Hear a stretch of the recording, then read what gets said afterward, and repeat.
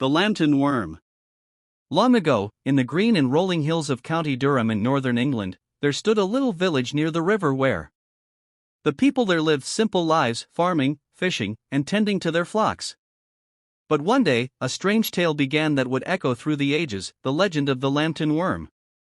A wayward boy. In that village lived a young man named John Lambton, the son of a noble lord. Though born into privilege, John was wild and reckless. He cared little for responsibility and spent most of his time hunting or fishing instead of attending church like the other villagers.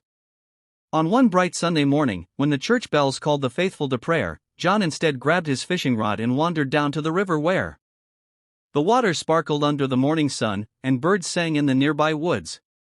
But John paid no mind to beauty, he was only eager to see what he could catch. For hours he fished without success. Frustrated, he cursed the river, threw stones at the water, and was about to give up when he felt a sudden, sharp tug on his line. "Aha!" he shouted, reeling in with excitement. But what emerged from the depths was no fish at all. The strange catch. At the end of his line writhed a horrible creature, black, slimy, and snake-like, covered in scales that glistened green and gold. It had a head like a dragon, small black eyes that glowed red, and a mouth full of needle-sharp teeth. John stumbled back in disgust. "By heaven, what foul thing is this?" he cried. The creature hissed and twisted, wrapping itself around his arm with surprising strength. Terrified, John shook it off and flung it to the ground.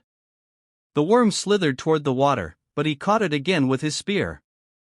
Unsure what to do, he ran up the hill to show it to an old wise woman who lived near the road, known among the villagers as a seer.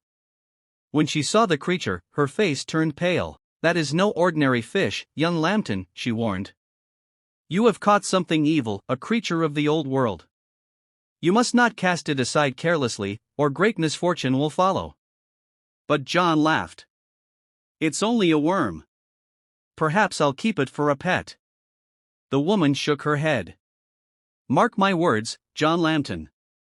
You have brought upon yourself a curse that will trouble your house for generations." John ignored her warning. On his way home, he tossed the worm into an old well near his father's castle and forgot all about it. The broken oath. Exhausted but victorious, John removed his helmet and fell to his knees in relief. Soon after, the sound of a horn echoed across the valley, his father's signal. Smiling, John began the walk back to the castle. But fate played a cruel trick that day. The old lord, overcome with joy and relief at hearing his son had survived, forgot to release the hound as planned. Instead, when John reached the castle gate, the first creature to greet him was not the dog, it was his father himself. John froze. He remembered the wise woman's warning, the first living creature he met must die. Horror filled his heart. "My son," cried the old man, running forward with arms outstretched. John stepped back, torn between duty and love. "Father, stand back. You do not understand, I am bound by a vow." But the old lord did not stop. In anguish, John dropped his sword and refused to harm him. The curse, once spoken, could not be undone. Legacy. The hill where the worm once coiled still stands today, known as Worm Hill, near the village of Fatfield. Travelers say that if you walk there at dusk, you can feel the ground tremble faintly, as if something vast lies sleeping beneath it. The villagers still sing an old ballad, passed down through the ages, a song about courage, regret, and the weight of promises broken.